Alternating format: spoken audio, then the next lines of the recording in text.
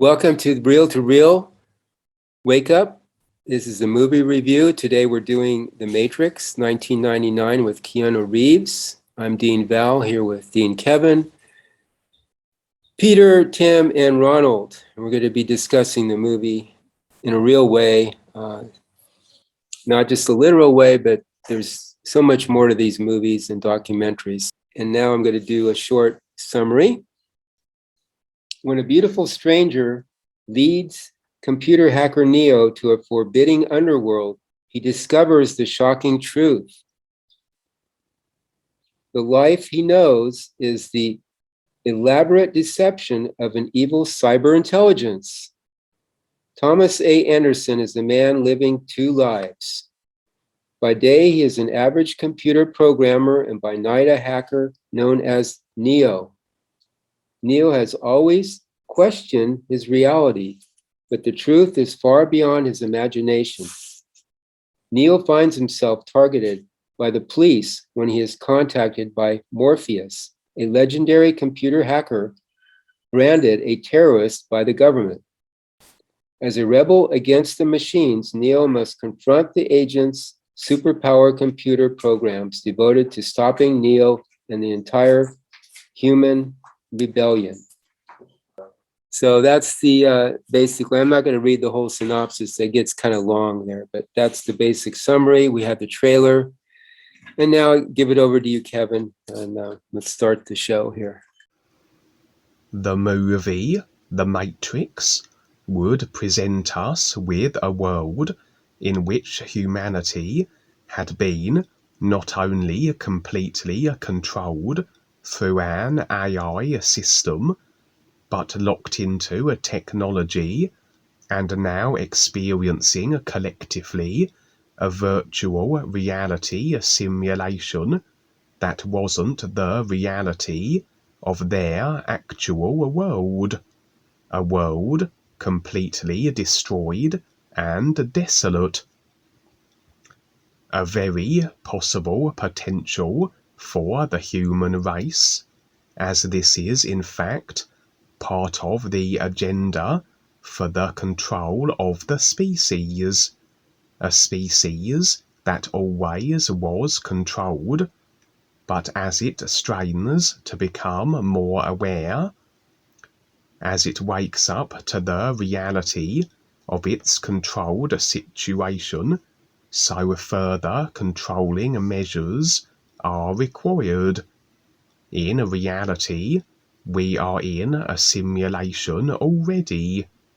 Creation is a multi-dimensional computer game-like simulation, its purpose being as the means to recognize the true reality, the isness all life is, which is a reality that is everything, and that which we really are, that our real awareness is a part of. But to recognize this everything is can only be achieved by comparison to what it isn't, and what the is, which is everything, isn't, must be what the is not, that which isn't the everything reality, where must be encapsulated pockets of unreal reality that presents as the comparison. Hence the creational simulations, designed in such a way that consciousness is the vehicle that generates it individually into our own unique simulations, and collectively into the overall simulator, the overall game experienced. That as we apply ideas to the consciousness vehicle, like files that make up a computer game, through the aspects of the created self, the emotional, mental, and imagination bodies, these then generate effects or experience based on the nature of these ideas. We have then our generated computer game. The consciousness with its applied idea files through the body vehicles of the created self, and then through the physical body consciousness of ideas decoding apparatus, we perceive that which we have created into our simulation. And as the consciousness is a part of the overall consciousness vehicle that the overall real awareness inhabits, and is segregated through each individual consciousness, an overall consciousness generates the overall simulator, an overall experience then shared by all, and everything that transpires within it is according to agreements between the individual consciousness units. How our experience rolls out in relation to others is again according to agreement contracts we have made with them. What we have decided as to how our shared simulation will unfold, what will take place, and all the particulars. For nothing can take place in our simulation unless we have installed the idea files, and that includes the presence of others within it and what they can or can't do. Everyone can potentially impose upon others simulation generally, as it is an overall simulator shared and effected from the overall consciousness, but the particulars are agreements decided between the individual consciousness units. If I am attacked and destroyed by another, I have agreements with them that this can be so, as the simulation is exactly as we decide it. For if a simulation is exactly the ideas that effect it, then what makes it so that one can kill another must be the ideas that are so agreed to by the participants to effect such a shared scenario. And agreements for such things can be secured in various ways. For example, if we agree that an individual has a power over us, this then is an agreement, a contract, a shared idea file that scenarios can potentially roll out where the individual can exercise this permission, that they can present as a powerful in our experience over us, and as such we have all the atrocities, the deaths, killings, and subjugations across creation, as these agreements allow them to be so, and everyone in fact experiences what they had in reality decided. Through the programming, the installing of these idea files into their consciousness, and with the contracts with other units of consciousness that play out these endless possible scenarios.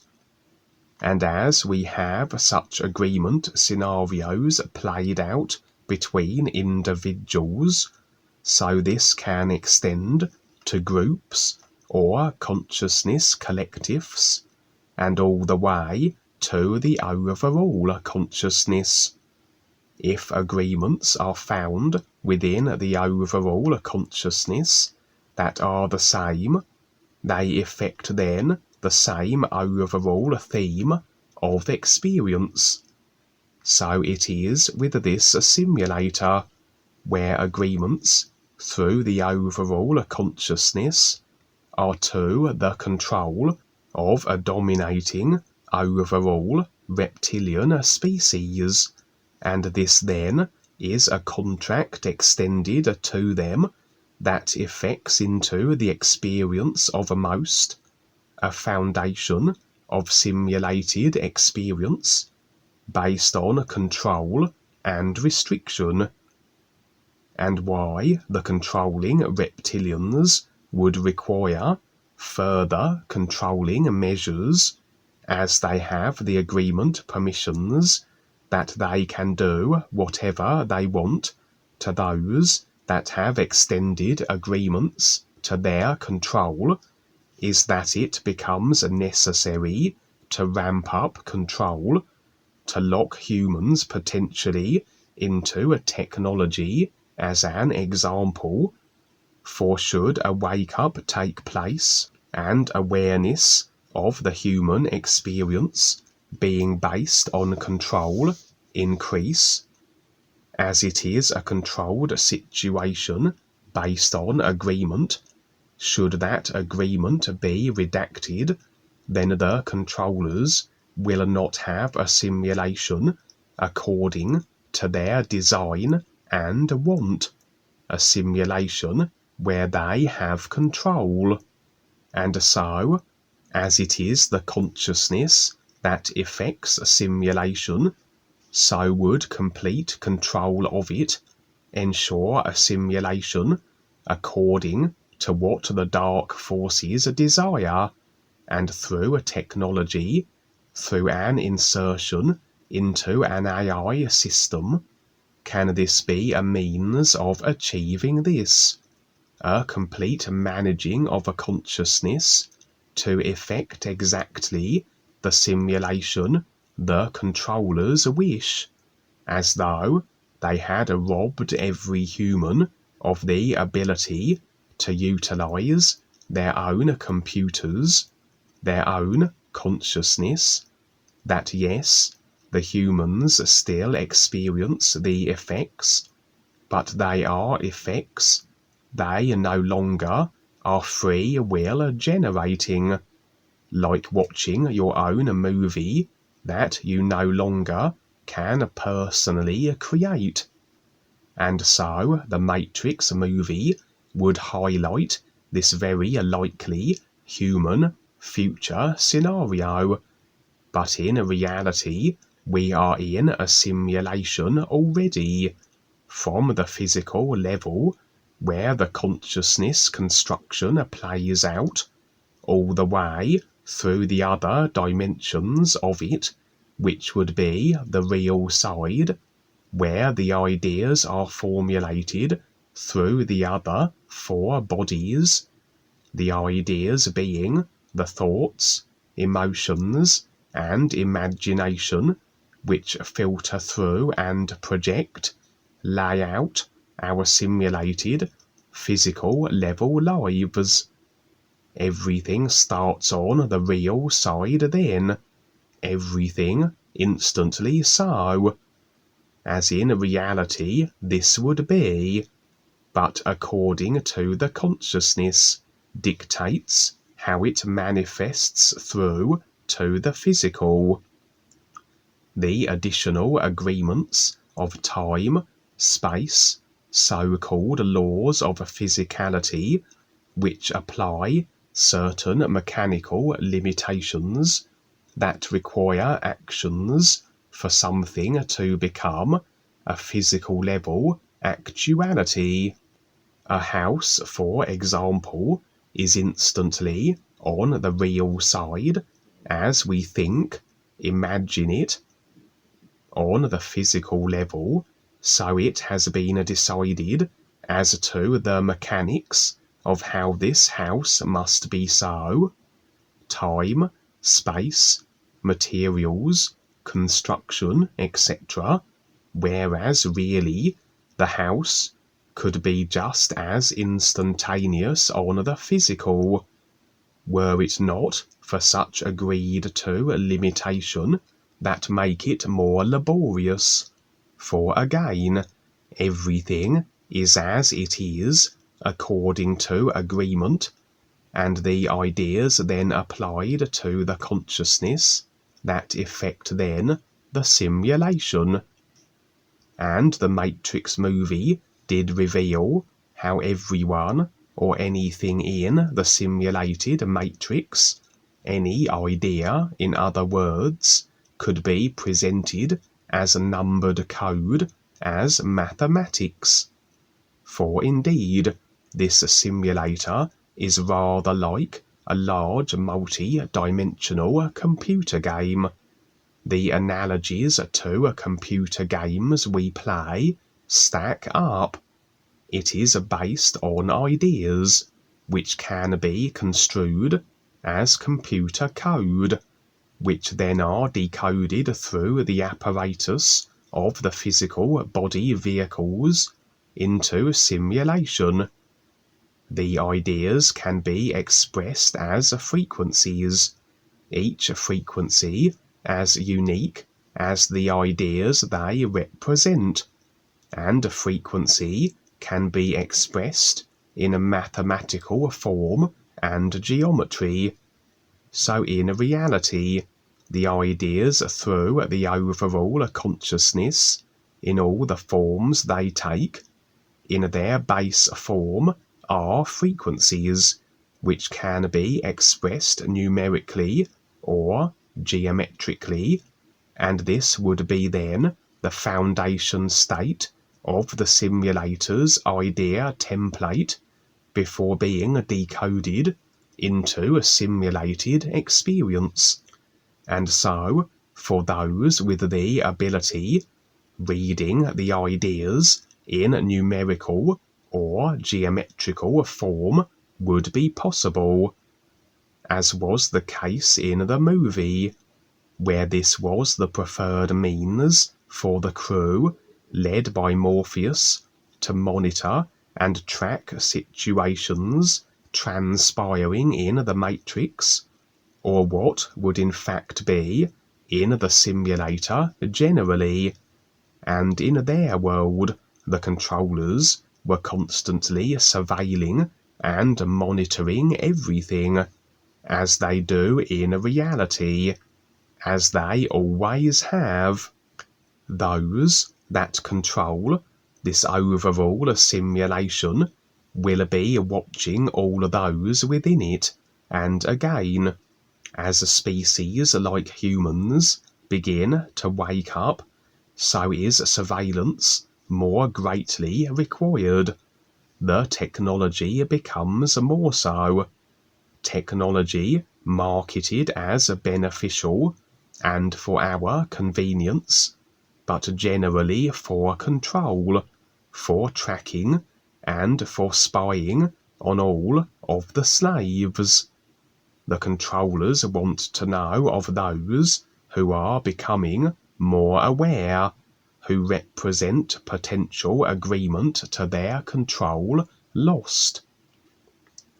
For everything we are provided by the controllers must be for overall controlling purposes, as this planet is 100% controlled, and everything then must be to this end.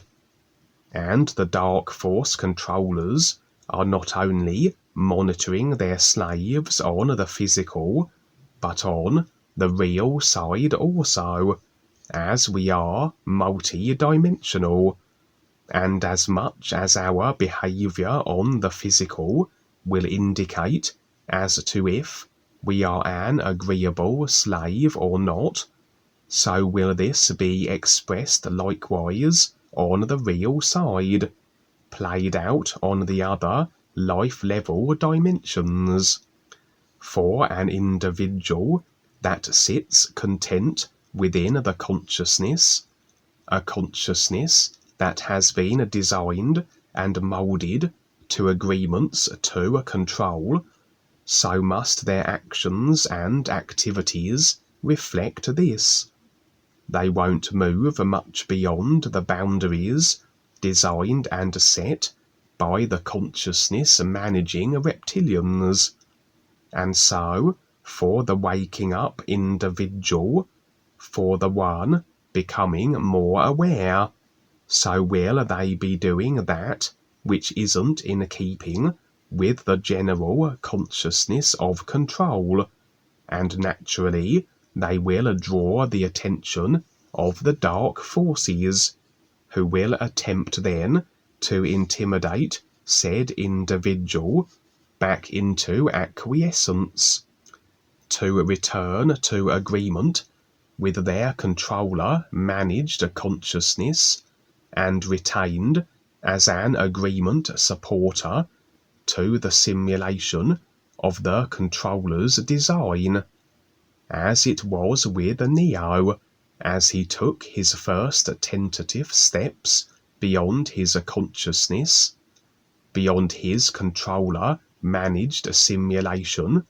In would come the dark force agents to bring him back in line.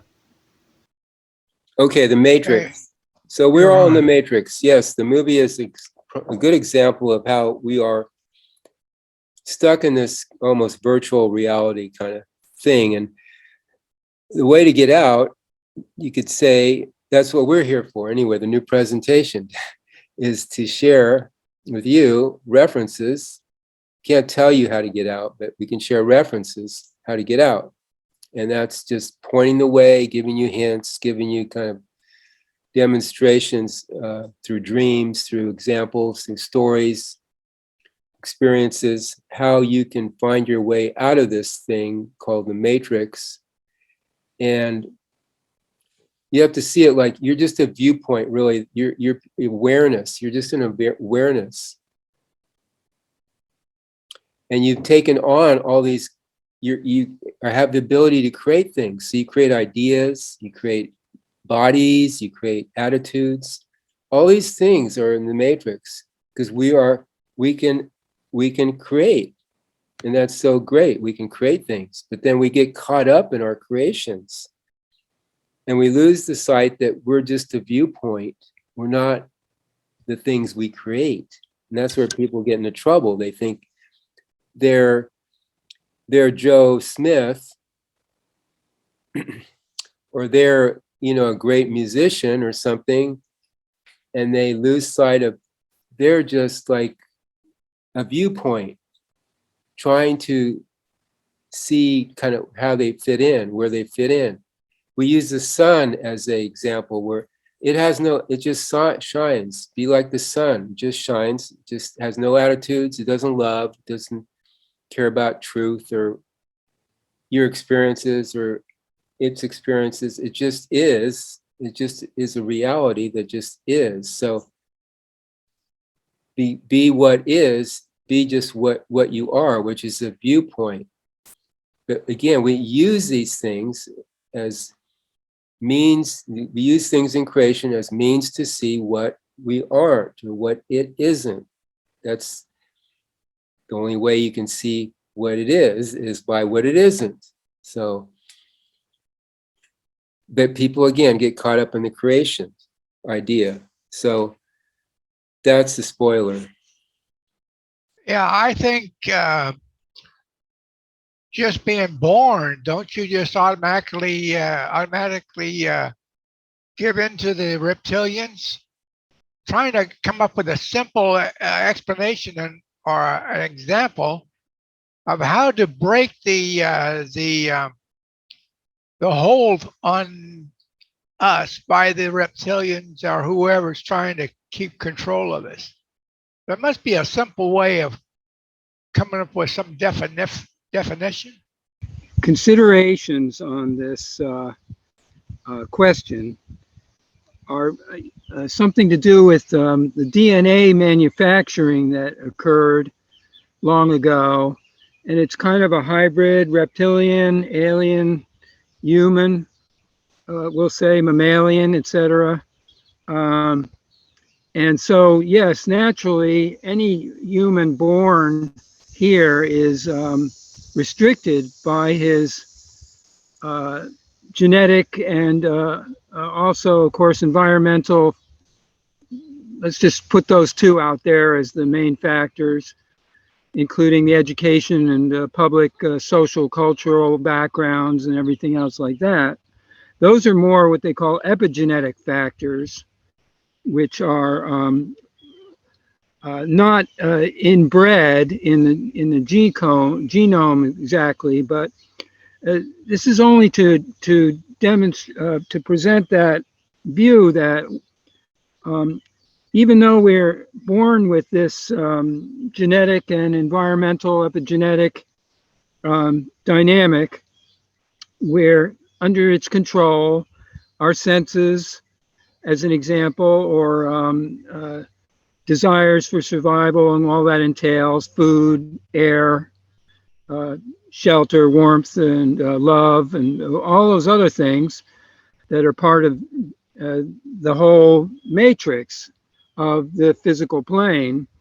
And okay, so we find out that we're, by the real awareness, we can identify that a number of avenues that we have come from to become born in this lifetime, which would be either family genetic threads or the past life experience threads, growth and degradation in both levels of our human or we'll call whole experience, that is the physical and the lifetimes in the other bodies as well. Okay, so this is again part of that whole matrix that we exist in. We don't have to deny our real awareness that could be aware of these threads of and existences from the past leading up to our birth. And then in this lifetime, again, we're given the opportunity to become aware of our real awareness. And, or let's say in the matrix terms, Neo has the opportunity to become aware of the matrix, that he is existing in the simulator, that he has other friends of a family, let's say, like Morpheus or the woman. And so that would be the next factor that I'm presenting, is that these three are very important here in the third dimension, 3 dimensions, that is, which generally, not trying to describe this thing exactly, but the physical, emotional, and mental, which is also often called spirit, soul, and God even, or whatever, those 3 are an overlay of that same here in the third dimension, and as humans view it, like watching a movie, actually, which has the 2 dimensions of the movie itself, and then the third dimension of our experience of it, or what we'll call our real awareness, that is watching the movie, or our perception. Actually, really, it's not our real awareness, but that is the important part to understand, is that we are experiencing this multidimensionally, just like Neo is experiencing the multidimension of the matrix and allowing himself to dive into the whole experience of the matrix as the reality that it is real, in order for him to discover his real awareness and to liberate, and all those other words that might come along with that. So that kind of leads me up, part 1 of that, and got a lot of that from the original reading from Kevin, that is about the agreements at whatever level it is that we allow or make, and the reality or the revelation or just our relativity. Those would be like science and religion, and our actuality or our environmental, that is, awareness, And I mean more than the senses. I mean being aware of our whole environment that we are within, even though all of this is actually the matrix creation simulator. And this is terrific stuff that we are being able to share and present in this viewpoint. Wasn't Keanu Reeves, wasn't he pulled into the circuitry of the electronics? Wasn't this the movie where he gets some type of experience through that?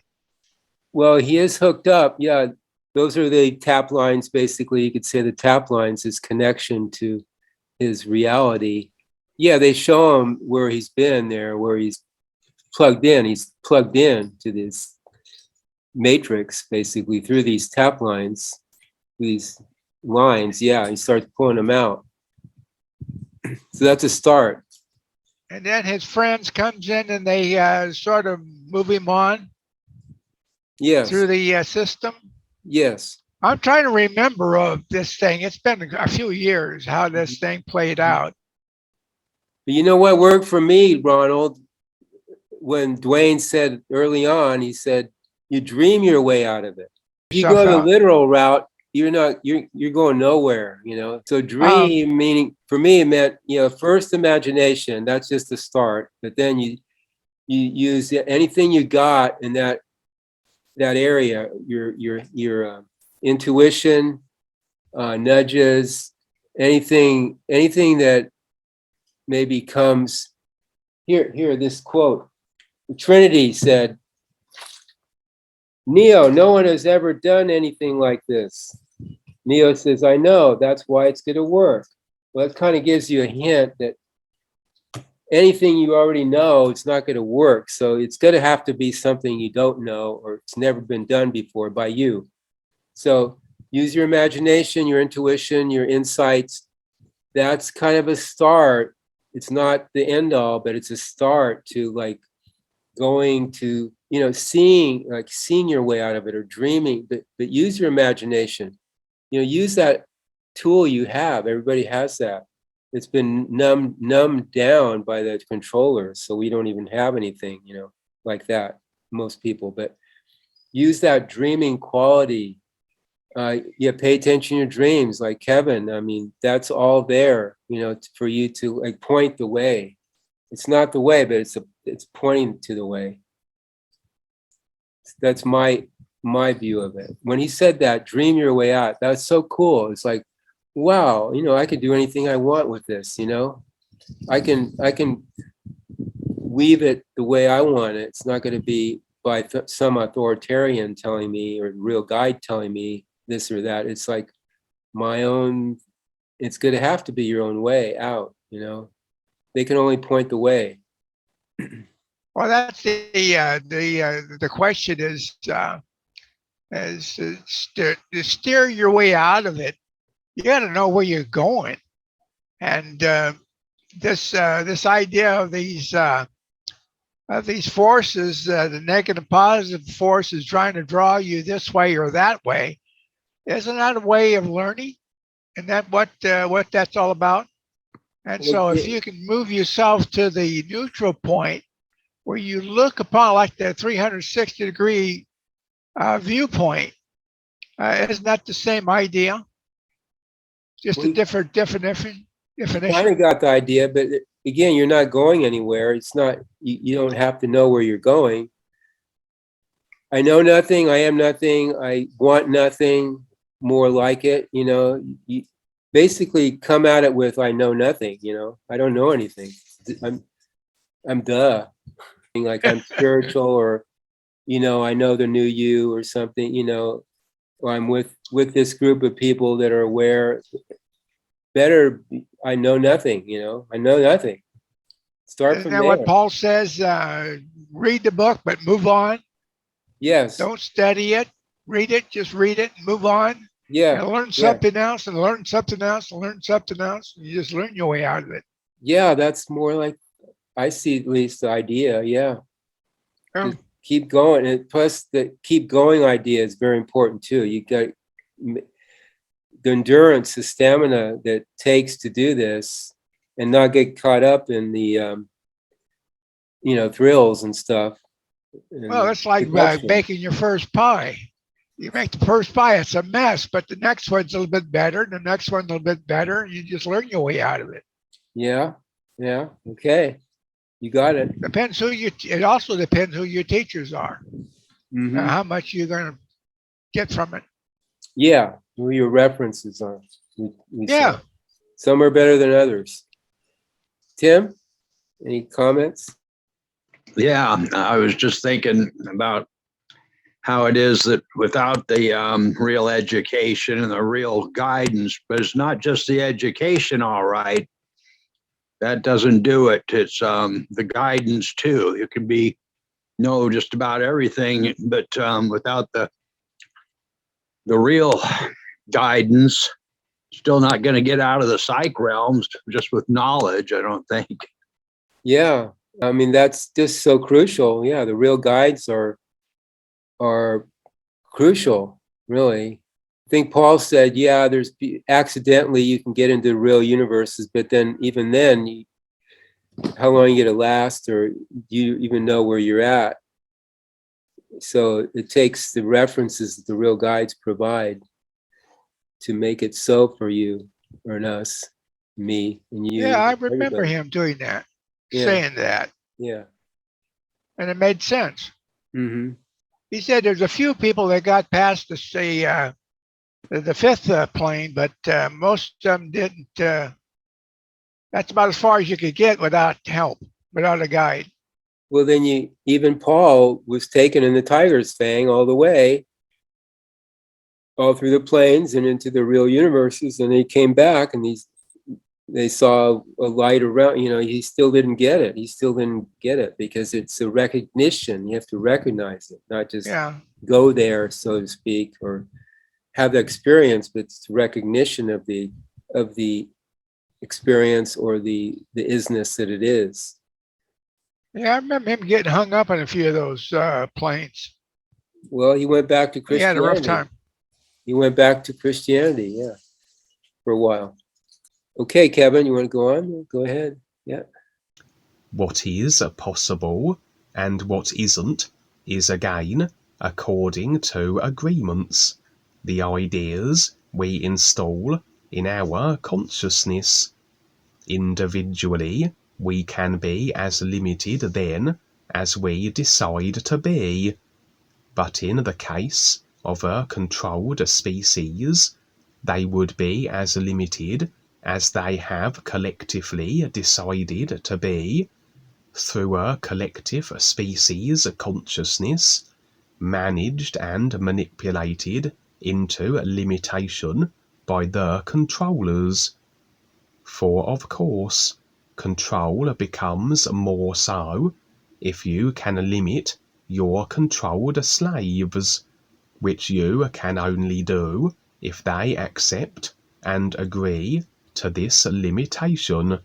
Anything's possible in creation, and that includes the physical level, but we can rather be restricted through the consciousness.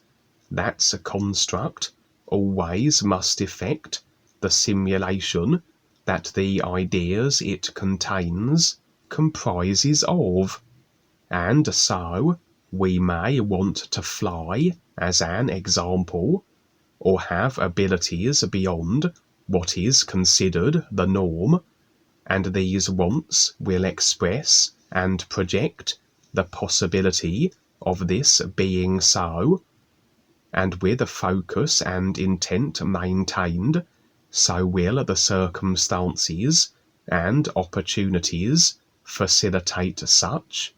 But as we can't fly now, so must there be programmed files already present in our consciousness that effect such an inability, whether they be our own agreement ideas, or more likely those we have agreed to through the controllers.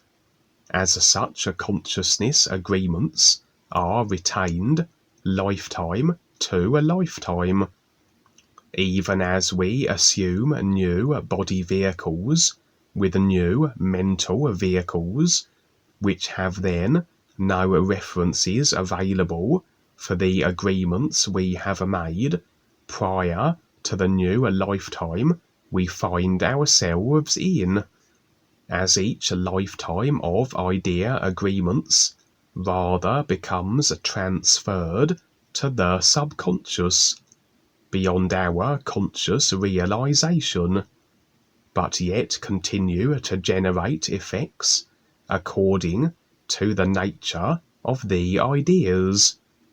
And so a species' collective consciousness, with its overall foundation of agreement to the controllers, which will be predominantly subconscious, is a species consciousness that would have been continually managed and adjusted over generations to agreement, more so to control, restriction, and limitation to the average human and his or her limited and restricted experience we see today.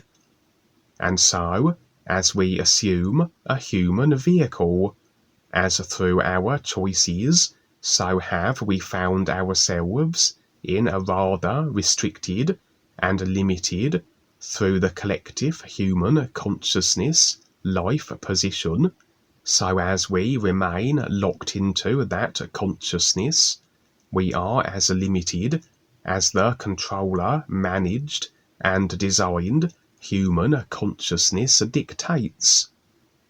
To be able to do that which would seem as though impossible, and feats of magic would be a stepping aside from that consciousness, that we are not resigned to its limitation. This can be achieved through a bypassing of the consciousness, which comprises the mind and emotions, and accessing the faculties of the ethereal vehicle, the imagination intuitive vehicle. And just as it is on the real side, as we imagine something, it is instantly so, so can it be on the physical level, as we learn to move our awareness from the consciousness, and so are beyond any programmed limitation it contains. And this rather was the case in the movie, as Morpheus's group were able to operate in the simulation, but not resigned to its constraints. But even then, they did apply limitation. Some of the individuals less capable than others, limitation that for whatever reason they would have decided upon, and the dark force agents in the movie, as it is in reality, are not as restrained as the slaves they manage, their consciousness not as limiting, for they can shape-shift, etc., live extraordinarily long lives, generally utilize the ethereal vehicles for creational manipulation. Again, restrictions they have got their slave species to agree to, but that they haven't applied to their own consciousness. And we see how in the movie this is very much hinted at, as the agents can operate with less limitation, and despite Morpheus and his group being able to exhibit extraordinary, beyond the generally controlled consciousness abilities, they were still outmatched by the dark agents. For as individuals begin to wake up, as they become more aware, as they connect to the real awareness they are, so can this process have them slowly moving from agreement to the consciousness of their personal created selves. but as it is a gradual process, and as the consciousness is based on agreements to the controllers, so a consciousness that dictates limitation and of agreement to the power of the controllers over them, so will be the slow transition from such a consciousness to liberation from it. Liberation from any restriction and the ability of the controllers to impose adversely upon our simulated experiences, to exact harm upon us. And so, as individuals first begin their awareness process, they are very vulnerable, and the dark forces certainly will take this opportunity to intimidate, attack, and discourage the individual from proceeding with such a process of what could ultimately potentially be simulator superseding, and the dark forces want to keep all in the simulator as their agreeable slaves. As individuals proceed, however, they become more capable, more adept, and really any inability to deal with a situation or an individual must stem from agreements retained in the consciousness that allow such. And so we could very much say Morpheus and his group were on their awareness processes, at a stage of it where, yes, they were more capable than most, but still vulnerable through the agreements retained in the consciousness. And we might say then that Neo would positively excel with his process, as ultimately he would be unstoppable by even the dark agents, as he released all agreements to any power they had over him, and thus he was beyond their ability to harm. They could still attack him, as he shared the overall simulation with them, as is their decided consciousness nature, but he was not resigned to idea agreements that effected experience where he could be harmed by them. For the real awareness and the ease it is a part of is beyond any ideas of simulation, and to step into that then has us removed from anything that can present as a simulated imposition. We can then not only be able to operate in the simulation unshackled from any agreements that cause us adversity, or indeed, should we engage with or take on a situation, we can get through it as no agreements hinder our ability to do so, but we can step into the real awareness and view the simulation from the reality of it that is aside from the simulation. This then provides us a simulated overview without interjection on the real side, where we can't then experience anything of an adverse nature.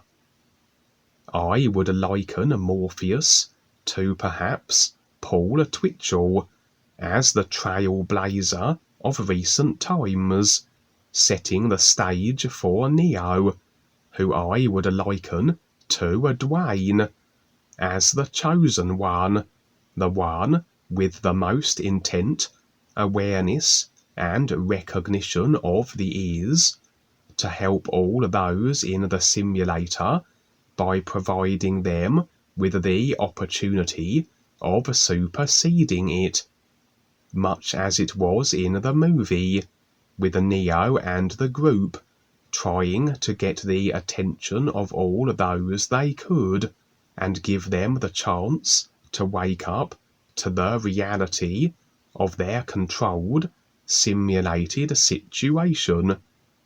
That would be a first step, to become aware of what's taking place overall in creation. Then the next step, and real purpose, that being to recognize the ease and not be resigned to a simulator based on restriction and control. And indeed, in the movie, there were other potentials for the position Neo aspired to, though none with the motivation and intent to go through with it, much as it was with Dwayne, where others were considered, but only he had the qualities and the heart to take it on. And the Oracle in the movie we might construe as being a real guide, assisting Neo with his journey, bringing him to the realization of the importance of his position, and ultimately, as Neo proceeded, much like Dwayne, he would have much by way of confrontation, adversity, and even, at one point, almost eliminated, as indeed Dwayne almost was, by the Callum god, but with the intent to continue on, so this would be so, as again, our experience, our reality, is always by our decision and design. And as it was for Neo, so is it for all, whose real awareness that animates them will at a certain moment decide to recognize the ease, and the personal self will be approached by the guides. The overall isness awareness reality will then attempt to get the attention of the disconnected, personal, created self, as this disconnect is rather a feature of self-decision through a created self that is necessary to create the very comparisons, the illusions of the literal self that are required to recognize the ease by, and so awareness becomes rather lost in its created illusions, disconnected from the real awareness that in fact it is. And when the moment comes for this journey of is recognition to begin, the reconnection must be established.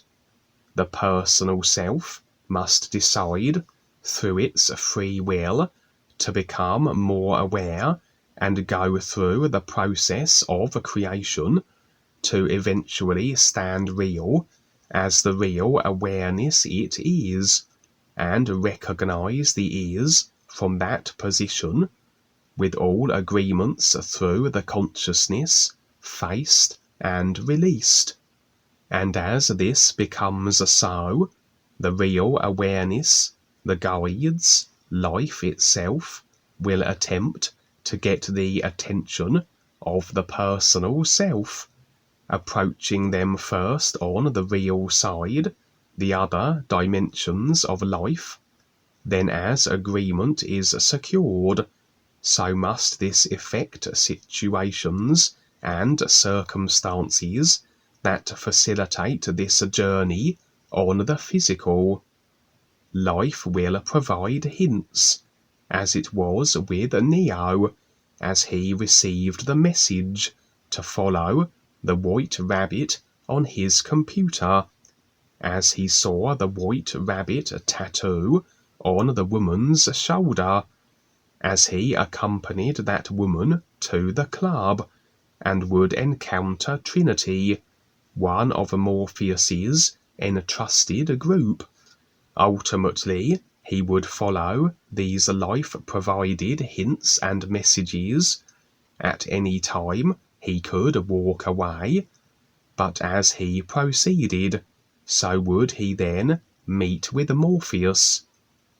Morpheus, who was the individual in the position to provide the references Neo required to understand the reality of the simulation he was in, and then would come the option of the blue or the red pill, the choice between returning to the personal self and the consciousness of controlled limitation, or to proceed onwards with the risk-taking, stepping into the unknown beyond the consciousness.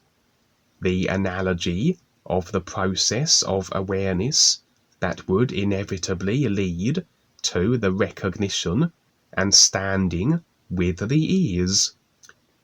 And Trinity would say how Morpheus sees and knows more than Neo might imagine, for any individual in such a position would have the greater awareness to see beyond the limitations of the consciousness. And if we equate Morpheus as being Paul Twitchell, just like the real guide Paul would later become, and like any real guide, they are in positions where they have the real awareness overview of all of creation, and can see all the particulars and ideas that make up its construction. There's points, yeah. With Neo, first he got unplugged, mechanically from everything, all the wires and everything. But then there's a couple places where he made his own decision to get unplugged. One was where, he took it upon himself to be able to handle Agent Smith, fight back, with his, basically he didn't agree again to his powerlessness. And the other time was when Trinity, when Agent Smith killed him, and Trinity came to him and said, the Oracle told me we're going to fall in love, and etc., and you can't die because she told me we're going to be a couple, basically. So he was dead, you could say, but in his real awareness, he heard that, so he came back to life. He had the ability to see, and to decide to go on, to see more. And then the hint, the white rabbit, that's good. Ron, that's a good, you forgot the movie, you didn't see it, but he got these hints along the way, Neo. And that's what we're showing all the time. We're getting hints all the time. Life is showing us the real guides. We just got to follow it. So in a way, it's an easy path because we are getting hints if we're paying attention. It's not like we're just in the, what do I do? Because we're always getting nudges. If we're sincere and we're listening, that's guaranteed. If you want to wake up, see more, you will get a nudge, you'll get a hint, you'll get a real side experience, anything, just pay attention. It will be there. Go ahead, anybody. Wouldn't this be the equivalent to somebody going to church every week, taking all the words and taking it as the gospel, and that's the only way that they think that anybody else can get through the system, and that's why they panic if they see that you're trying to move out of the system. That's when they really. This is how I see it.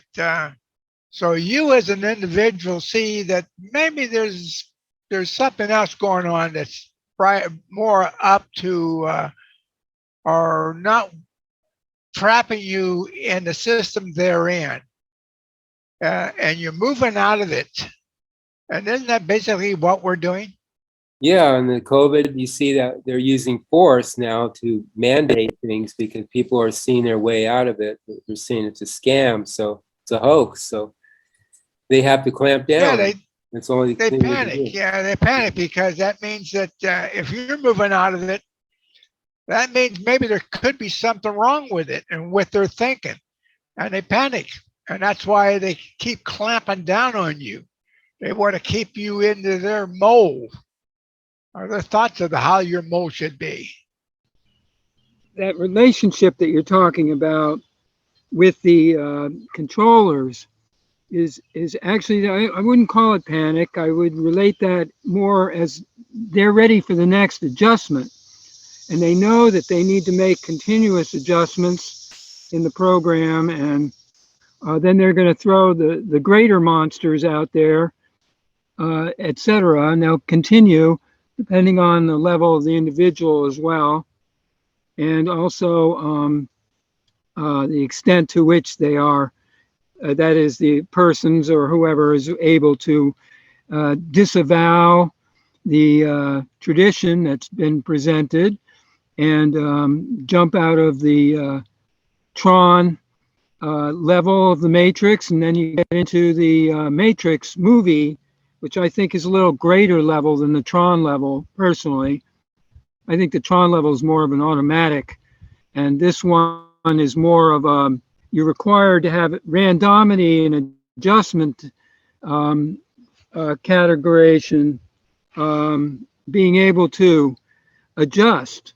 And so then the matrix controllers are increasing their forces of dumbing down through electronics and media and social cultures, which is advanced now much more than it had been before. And we're seeing all those effects, etc. So I'm just going to relate the three characters. And in this movie, there isn't a feminine character in this movie. Is that right? That's in the next Matrix. Trinity is here. We've got Trinity. Oh, Trinity is there. Right. Yeah. Okay, so I misunderstood thinking that Trinity was the three main characters. Instead, that is actually the female character. Okay. Yeah. Because really the representations of these three, however they're done, holy trinities in religion, the three in this movie are all presentations of the actual matrix. And as an example, Morpheus is a monitor, but in a way he's playing both roles also of producer and director, even though he's doing that by agreeing with the matrix, or that its reality exists and that you have to deal with it. And he's creating an army to deal with it. I think that's a proper term. He's more like a general.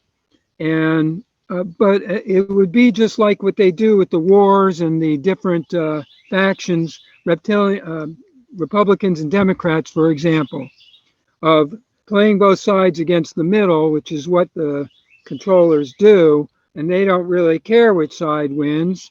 And it's all, we're going to manipulate on both sides of it and have them agree that this polarity exists, and we have to defend and attack the other side, that is Republican, all the political, as a very good example there. This movie is full of that kind of stuff as well.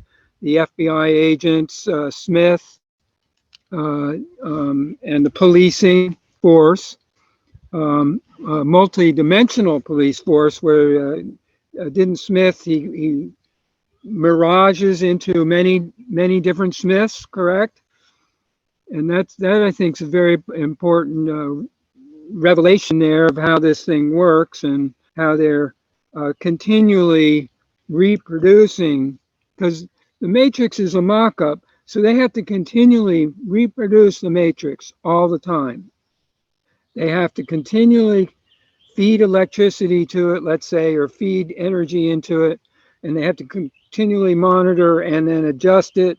And that's also, in a way, Morpheus's continuous position, in a sense, and maybe Neo as well. But Neo is more like the wild card, the individual moving beyond, and the hero or the one, which is the main thing that comes at the very end of all the Matrix movies, as I recall. He is the one, and they are talking about that, the one, all the time.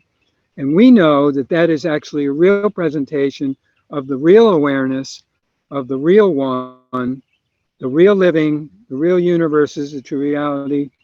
Life is, isness. And how interesting, it's all presenting it, but in the movies, and this movie through its triangle box of control and creating agreements and forcing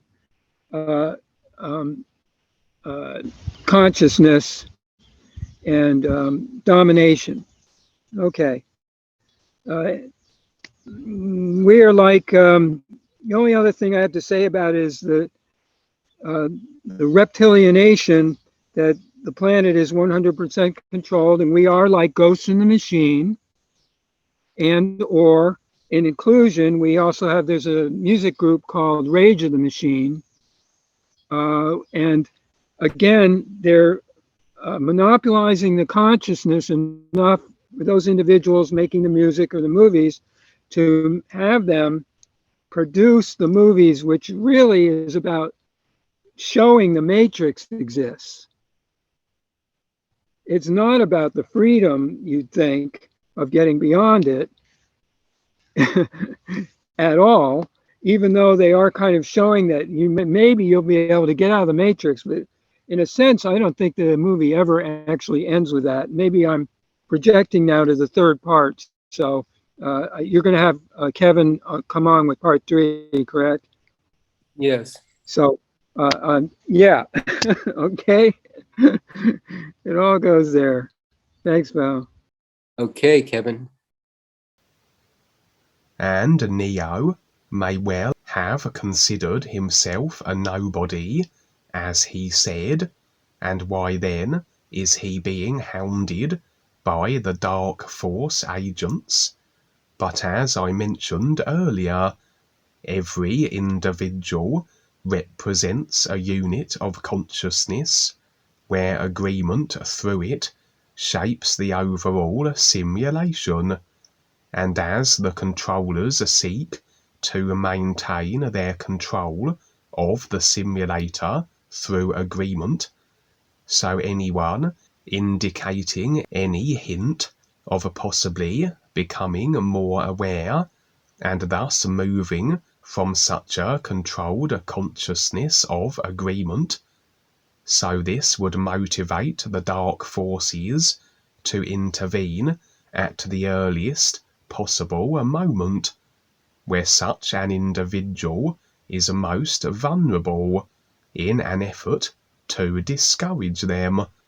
And Agent Smith, the top dark force sentient program, did describe Morpheus as the most dangerous man alive, certainly from their perspective, as he would represent that which could encourage the undermining of their control of the simulator through the agreements that maintain it, or in this case, the control they have of that particular planet. And Agent Smith would encourage Neo to return to his limited, routine 9-to-5 job, and attempt to leverage him, that if he surrendered any information regarding Morpheus, then Neo might avoid any serious repercussions. Typical of the dark forces, as they will use any means necessary to maintain control of the simulator: intimidation, threats, blackmail, extending deals, payoffs, and they certainly will attempt to get to individuals who are a part of groups that represent a threat to their control if they can't get to the main individual of such groups, just like how the dark forces will approach the new presentation individuals and very often extend them offers and deals, for they know that Dwayne would not succumb to such. And indeed, one of the group in the movie, Cypher, would agree with the agents, betray Morpheus, and be willing then to return to the Matrix, to be afforded a lavish lifestyle as his reward.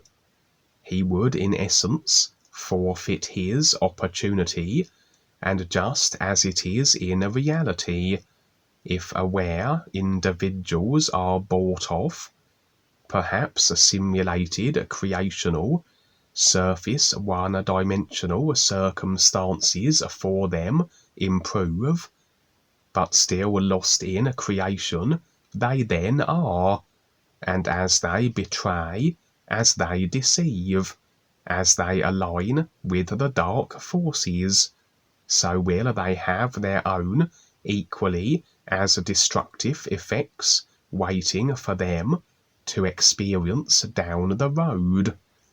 And as the Cypher character said, he wants to remember nothing, and that would certainly be the case for anyone who steps back into the personal self, who goes unconscious again and into future lifetimes.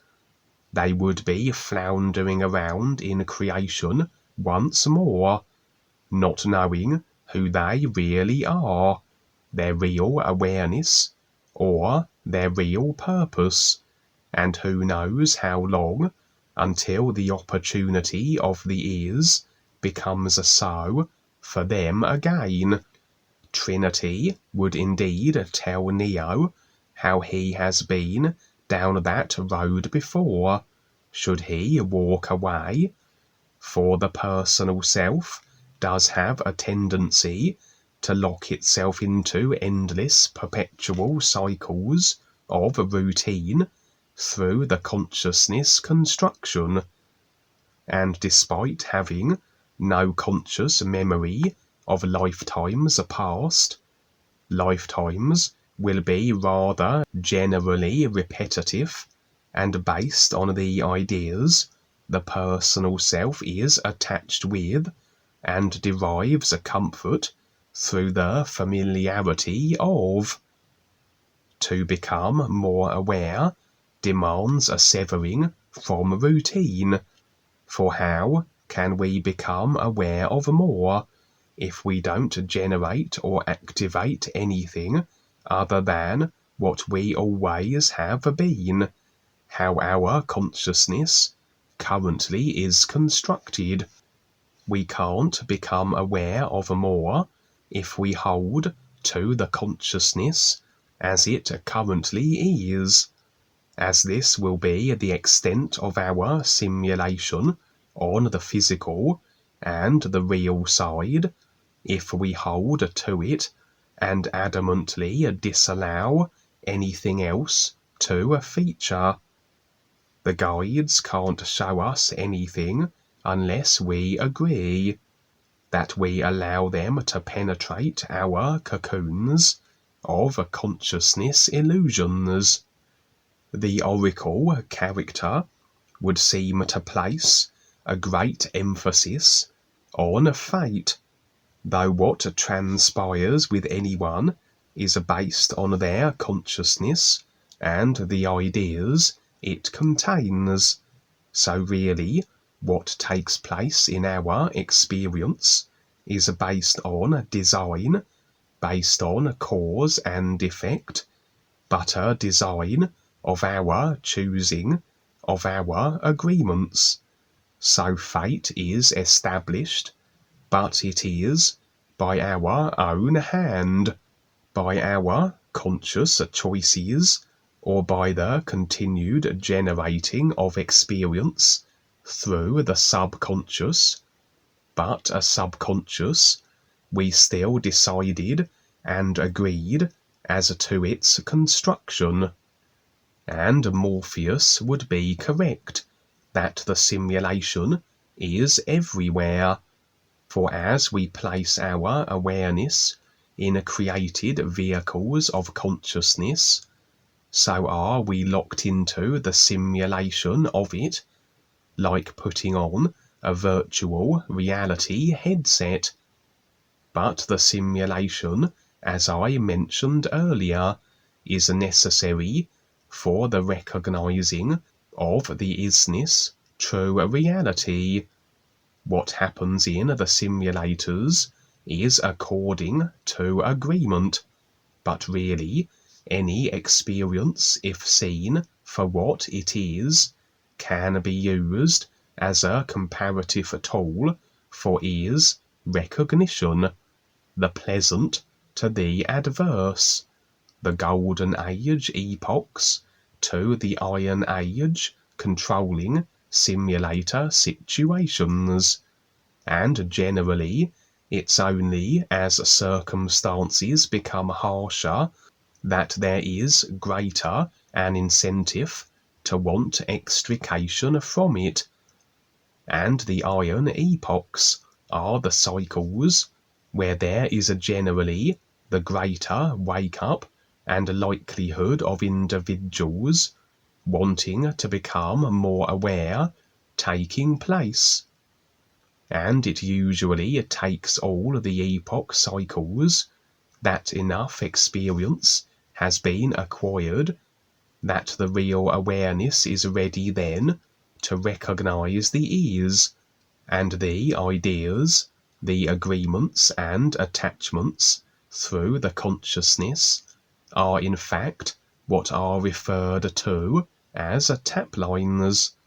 For indeed, any idea we decide and agree with, we are bound to the effects of, and although unseen from the personal self surface simulated perspective, these actually are cable-like appendages that attach us with the ideas we have agreed to, and can be seen on the real side, just like in the Matrix movie, where Neo awoke from the Matrix.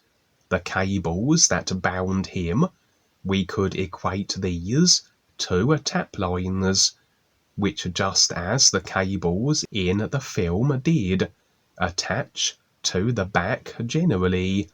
Tap lines are simply part of the mechanics of creation.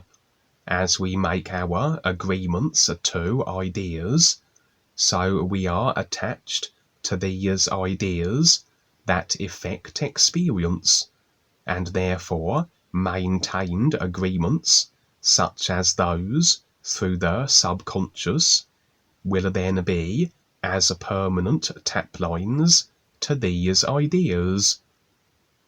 The controlling dark force reptilians, with their dysfunctional, distorted body types, due to their inability to generate energy within their own body vehicles, which should be a natural and automatic process, have found a means of siphoning energy via these tap lines. So effectively, any controller created idea in agreement with, you are tap-lined to and by, and as the source of the idea is an individual with the ability and inclination to draw energy via the tap line, so will this be the case, and through such energy draining will eventually follow sickness, cancers, and death. And as the overall consciousness, mainly subconsciously, is programmed with agreement to controllers' created ideas, so this represents massive amounts of tap lining to the controllers, and a veritable banquet for these energy-draining reptilians. As it was in the movie when Morpheus revealed how the machines had really then converted all humans into energy-generating batteries, as it is with the tap-lining reptilians, as they energy vampire through tap lines, and a commonly used expression for this energy they claim is louche. But again, as we become more aware, as we start to release these tap lines of agreement, so would they be removed. And although, as we go through a creation, we will inevitably be forging tap lines to various ideas, these will not be retained any longer than necessary, and will not be so much agreements that extend to the controllers. And this was rather how it was with Neo, as he began to move from his agreement to the controlled consciousness. As he woke up, so would the mechanical appendages be removed from his back.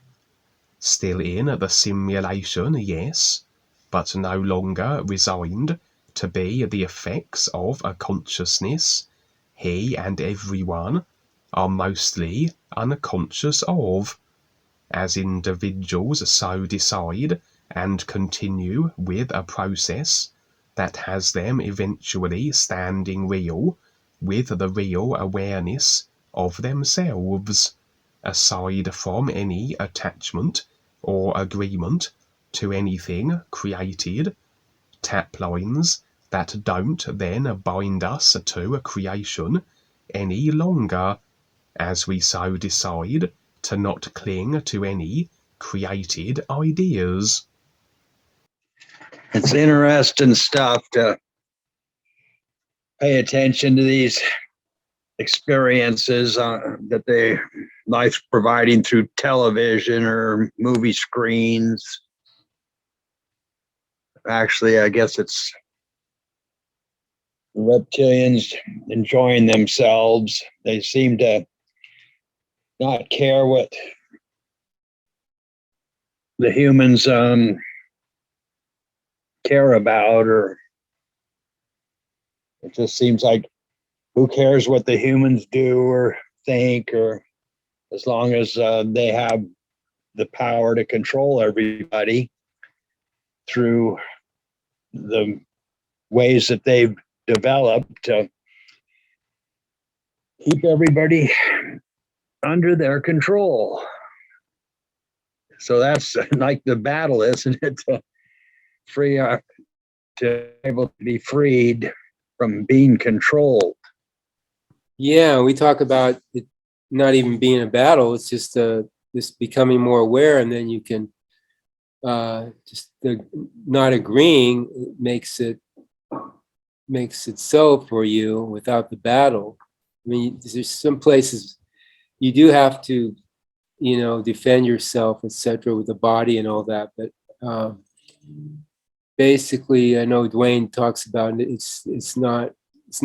It is about confrontation, but confronting, basically your own beliefs and thinking, and that for others. Once you do that, you establish these tap lines with them, and then it becomes, again, a situation that without the battle, you're just going along and just, being and seeing, and you don't have to get involved with that kind of thing. Yeah, you're walking down the street, somebody walks up to you and they slap the heck out of you. Well, you're going to defend yourself. You slap them back, and you get these two guys. They're slapping each other. Now you're standing up on a step somewhere, looking down on what they're doing, and you recognize that you don't want to either be part of either one of those. Isn't that sort of what you're talking about? Learning. Being indifferent, even if you do get into it with somebody, being indifferent, so you don't have that emotional, you're not involved emotionally. Yeah, but that's what you've learned by watching these two guys go at it. Mm-hmm. Okay. Yeah, Isn't that simply what you're doing? well, like the tavern and Rebazar saying to Paul, look at those two guys fighting. Let them kill each other. Don't get involved. They basically let them go after it. Let them learn their lessons. Yeah. That's the power of what the negative forces do. And so the persons that are stuck in that, they're learning too. But here you are at the you're above it. You're in the neutral point, watching these two negative and positive forces go at each other, and that's basically it's a simplified version of it. Yeah, but again, it's indifference. I guess you could say don't get involved emotionally. Just do it, or don't. But don't linger. Don't carry it with you. It's hard to do, I know, but when you get emotionally involved with somebody, love-wise or hate-wise, it's toughy, but we learn from that. Like you say, we learn how to maybe next time handle it differently or not even get into it. A lot of the presentation of the Neo's position is to be in total spontaneity. Instead of drawing on what he knows, he has to come up with his own solution for that particular directive or attack, or the famous ducking down from the bullets. It's totally whatever I have to do right now, and it has nothing to do with anything learned or trained at all. For the most part, except for, it'd be like, well, a little bit how to do some of the moves or actions, but it's always unique in the moment how to make your adjustment and or which side you're going to choose to be with use your real awareness or go with your human perceptions or feelings and whatnot, and mentality of how to take responsibility for your position there. I call it free responsibility, which means it's not a test. It's not a test. It's just an opportunity at each moment to continue forward or to go back with the old reference and use it. I'm going to use the old tool, or I'm going to really be right here present. Didn't have much more to add with my notes. I will present one short thing with the guru savior idea, and it has something to do with Neo and his being willing to step into the position, whereas he hesitates at different avenues, and I guess they had the give up part, as well. The giving in, I'm just gonna, I give up, I guess he had the near death experience or what have you, so that would be alignment with that. That's something that's probably going to come up for everybody on that in the way of it. Are you going to take one of those two positions? Oh, I need to be taken care of, I need to be shown, and or I'm going to just devalue it or devalue myself. You can't ever really give up, and you can't even stop, actually. So all of that's part of the illusion, thinking that you can, because in reality, no. but the taking the Buddha point of view of releasing yourself from all of the sense and awareness positions entirely, it is not actually an answer, but it's certainly one of the points of, and I think that there are always these 3 points the nuda, I call it, which is the Buddha, detachment, whatever, Zen, thing. And then you've got the Christian, the Christ being a very active promoter of and maybe what everyone's told is there's the good news is, and like going with that side. And then there's the third one, which I think is it relates to Allah, Islam, accepting the is and being with the is the whole of it. But in terms of, let's say you're in the Matrix, you're going to totally accept and be with the Matrix or your real position in the Matrix so that you can at least exist in it or be in your existence while you're still in the Matrix, or in this case, in the world, in our experience as a simulator of, yes, you're not going to be able to say I'm out of it totally and have any viable communication, at least to describe it and present it. So it's a very, that's the razor's edge. That's how I picked up that avenue that we have to walk all the time, or stay on the new wave in terms of the new presentation. And the wave is an arc, is a symbol, and it's has its heights and depths, and you have to stay on the wave while you're surfing, and even when it's going into the dips, and you just keep with it. You're with the isness of that, and that's maybe I'll just finish with Neo and his diving away from the bullets. He's like that. He's on the wave, he's surfing, and he's going, and I'm kind of doing it physically right now. It's neat. A yoga, Tai Chi thing. And because we have to learn to use our tools that we have to make it so that we're able to get that. And, movie just presents all of this stuff in a very demonstrative way. And that's, at the same time, we're just, the new presentation is actually in a very demonstrative way showing this entirety and the, all the pieces of it. I don't have the right word there. It didn't come to me, but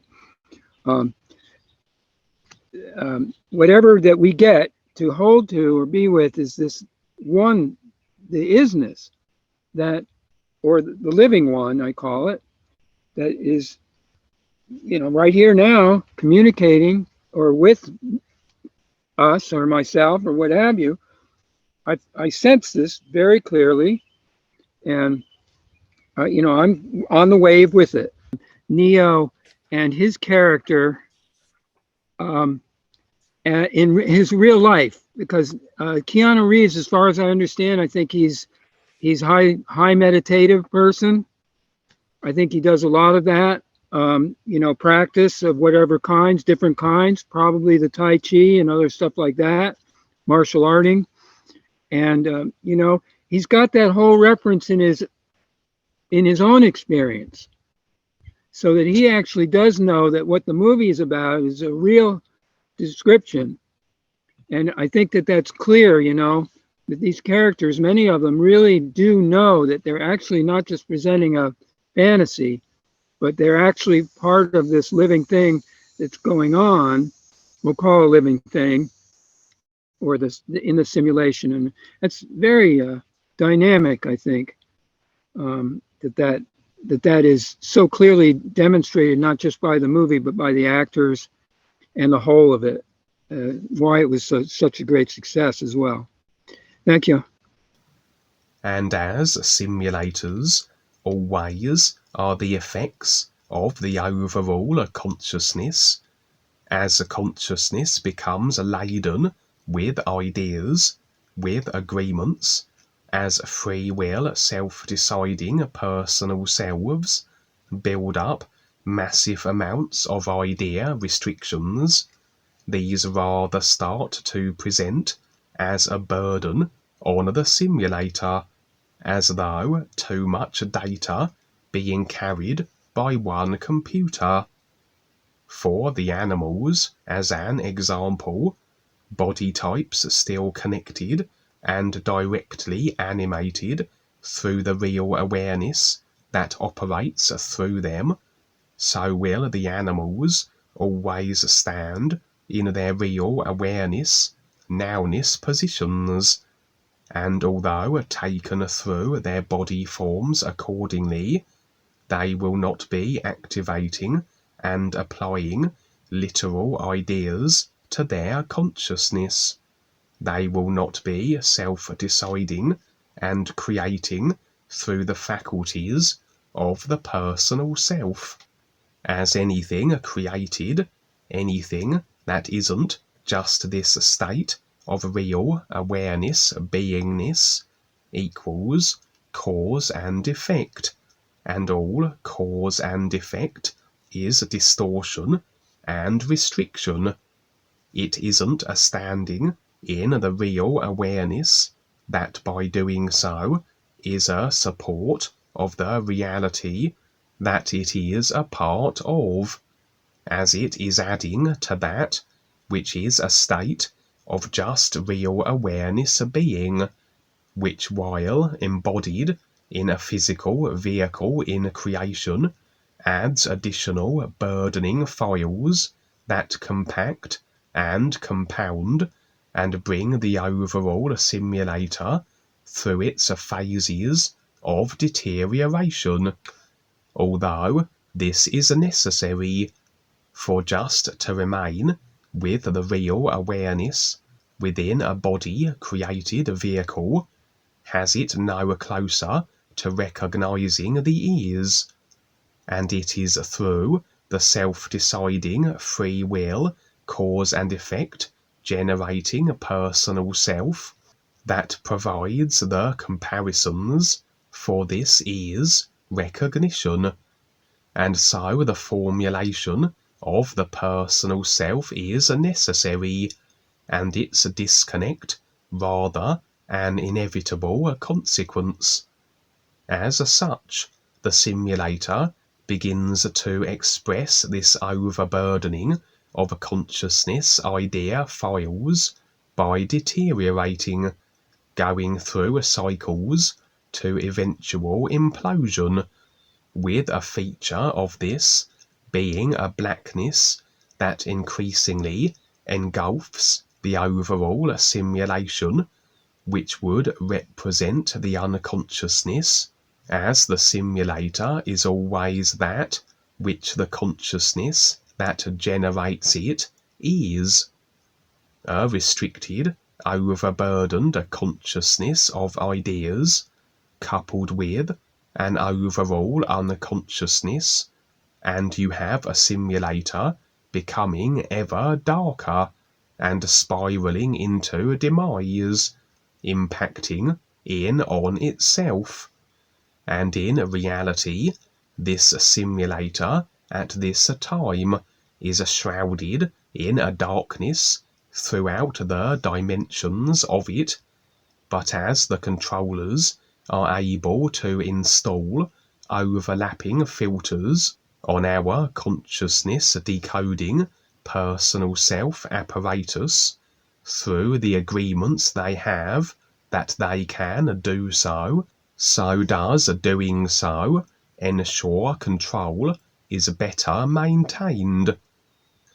As the slaves see a simulated realm that is not the dark and dismal place it actually is, and were they to see this darkness, it may motivate and incentivize a wake-up and want for simulator extrication that the controllers are desperate to avoid. And we see this portrayed in a sense in the movie, where Morpheus would show Neo the dark and forbidding world as it actually is, and aside from the simulated filter the controllers have overlapped it with. And despite Neo proclaiming how he didn't believe it initially when shown this, despite what he or anyone believes, or what ideas they apply, things are how they are, how they have decided to be, and no amount of the application of belief ideas will change that. And Morpheus would define real as it applies to simulation very aptly, as simply information decoded by the brain, for the entire creational realm is simply ideas of the consciousness decoded into a simulation, and everything simulated is in fact what isn't real. What is real would be the true reality life is, and what seems solid is the electromagnetic relationship between two energy fields. Ideas are frequency fields in their base state, so two idea frequencies then that are close in polarity repel each other, and when these ideas are decoded through to simulation, the simulated expression of these two idea frequencies that repel each other would present as solid objects, whatever they might be, in their relationship to each other. And as I mentioned earlier, the simulation must be based on the consciousness that effects it. Any abilities, skills, or limitations are those ideas decided and agreed upon. The physical level represents far more a restriction through a consciousness that effects into it, but a consciousness that can still be bypassed.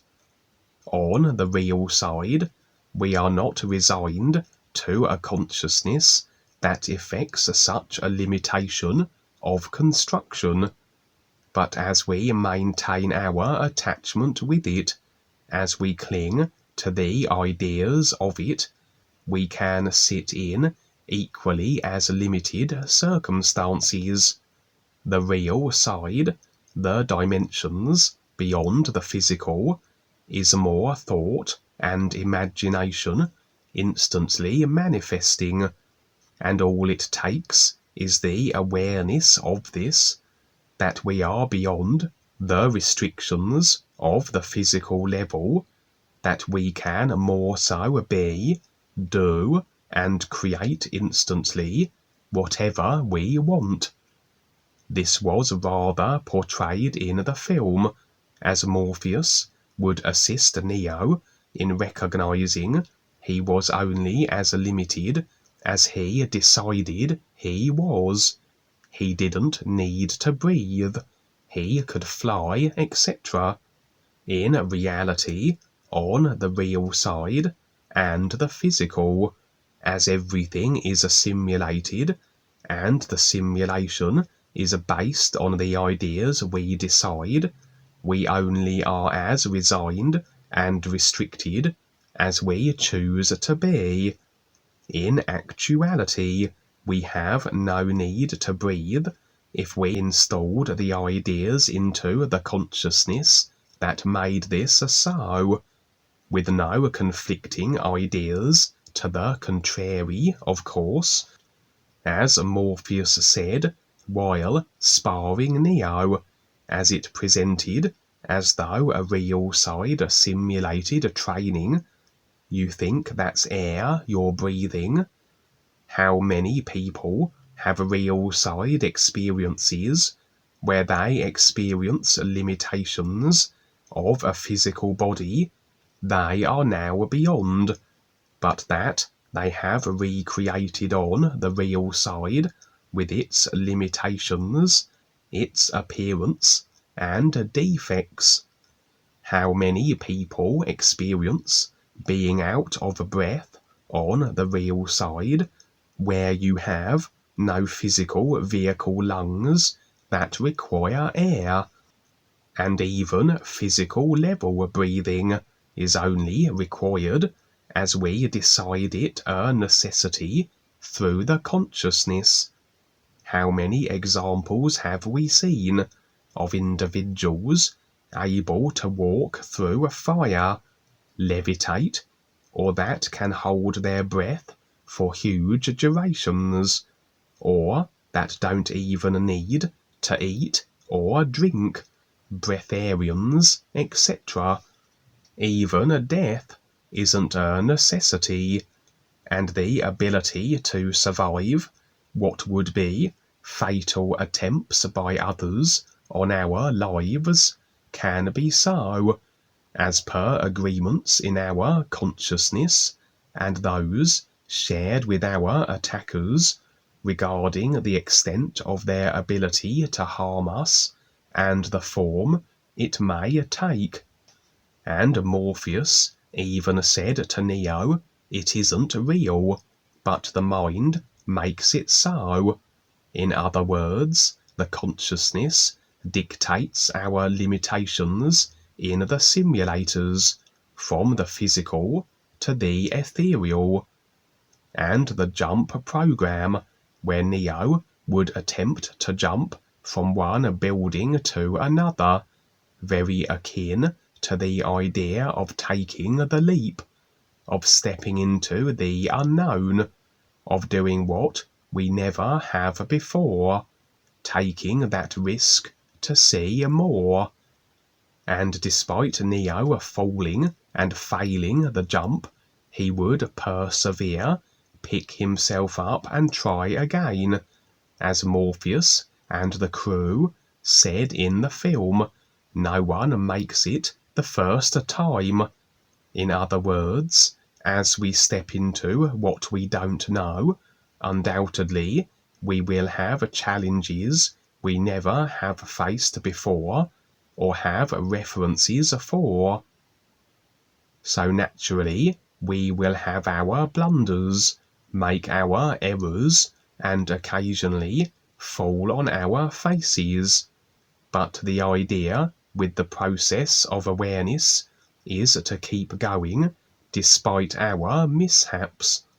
And if the intent is there and maintained, as we must always be that which our intent is, so will we get through the simulated process to the culmination of what our intent is, if we hold to it. And the real intent would be the standing with the ears in recognition of it as the real awareness beings that we are. As Morpheus said in the movie, don't think you are, know you are. For thinking would be very much that of the consciousness, and the unknown of life, that which we endeavour to continuously become more aware of, must be then which is beyond that which we currently know.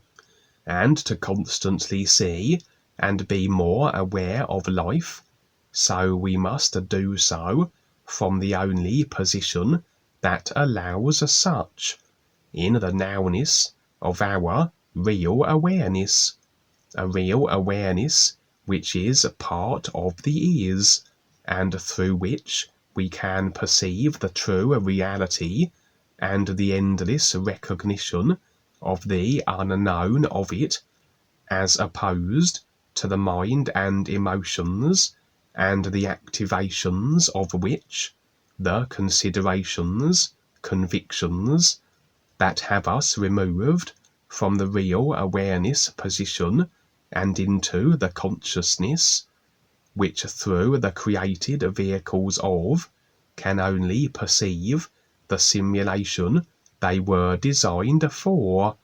and we can only be aware of what we currently are, as that which we don't know lies through the real awareness and is nowness position.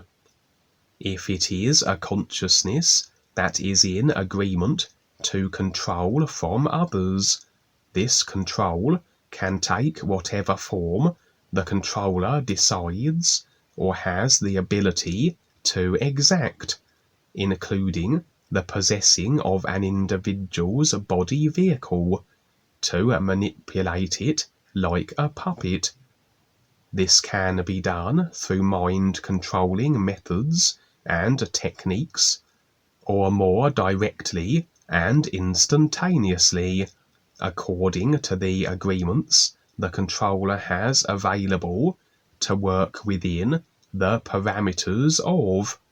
So any individual immersed and in agreement with their personal self-consciousness can be utilized as assassins at any time, in the very least as tap-lining agents, as the controllers can tap-line us through association with other one-dimensional, personal self-immersed individuals. And this was rather portrayed in the movie too, for at any time an agent could take control of any individual in the Matrix and mobilize them into attacking others. And although Neo was there to save the world, really he can only assist others as they decide to be assisted, as we are each the experience of what we choose and agree to. As Morpheus said in the movie, I can only show you the door. You have to decide to walk through it. And the spoon-bending scene was described by the child as not the bending of the spoon, but of yourself. For in reality, everything simulated is the effect of your consciousness. So it isn't the effect, the spoon, that can be changed or bent, but more the idea agreements in the consciousness that must be altered for anything in your simulation, spoons included, to be in any way affected.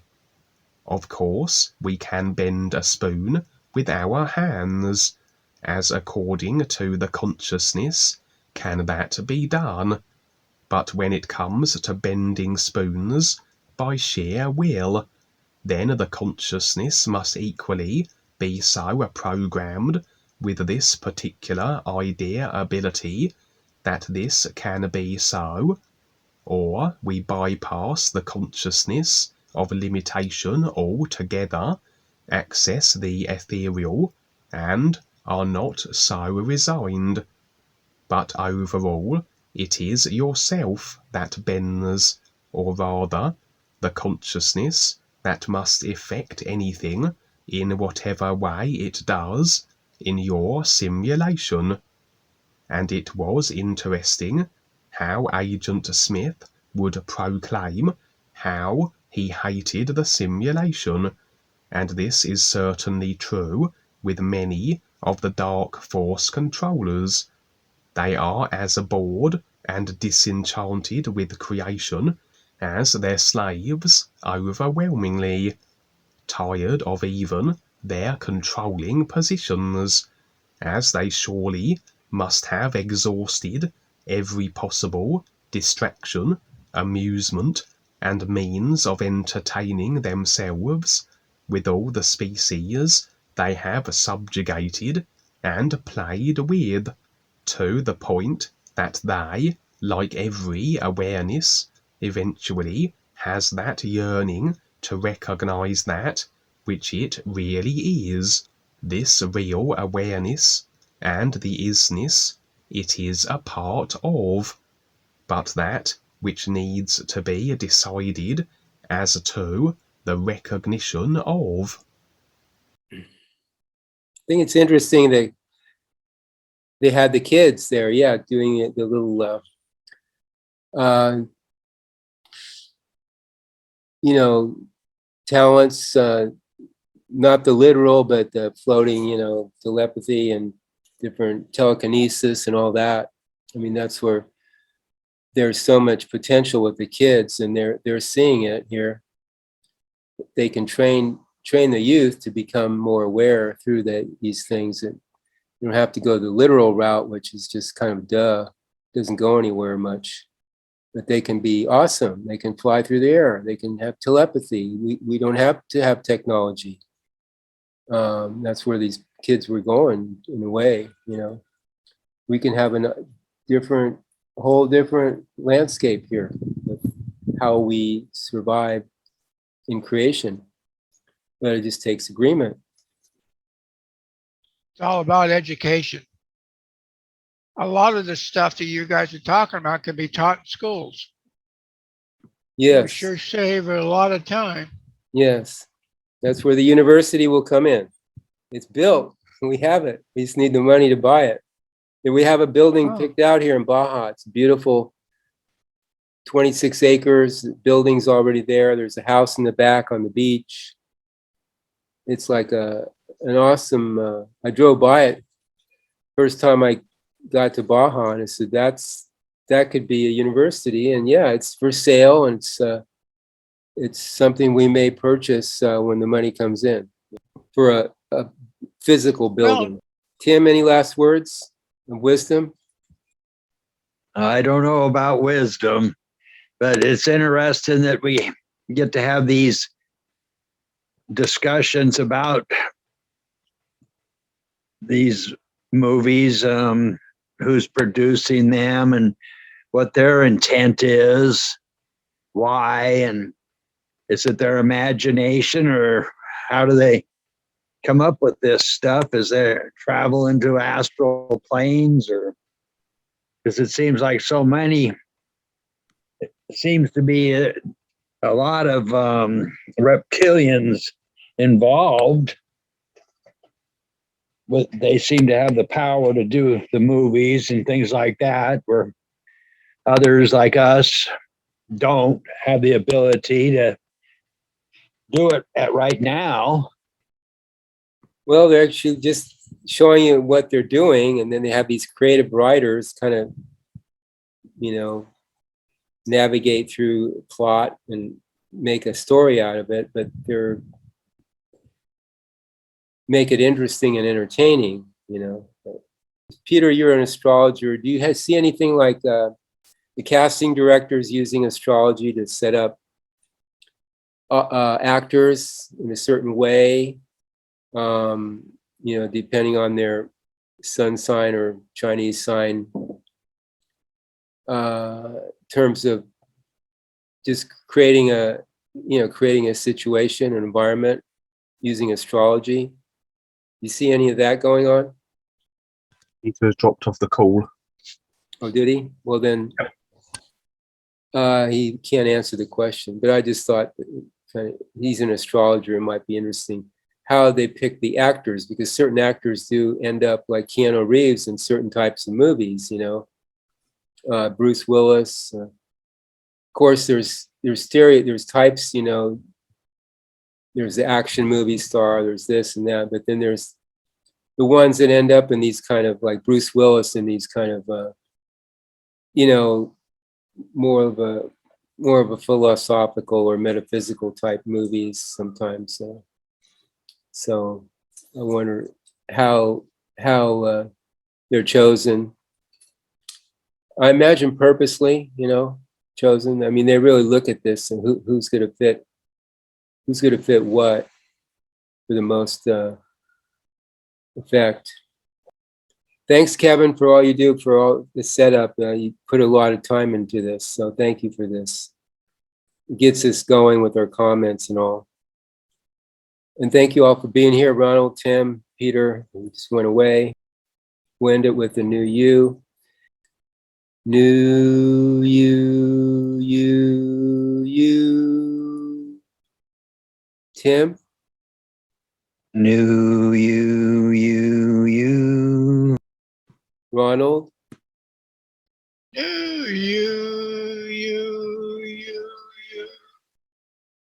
Kevin,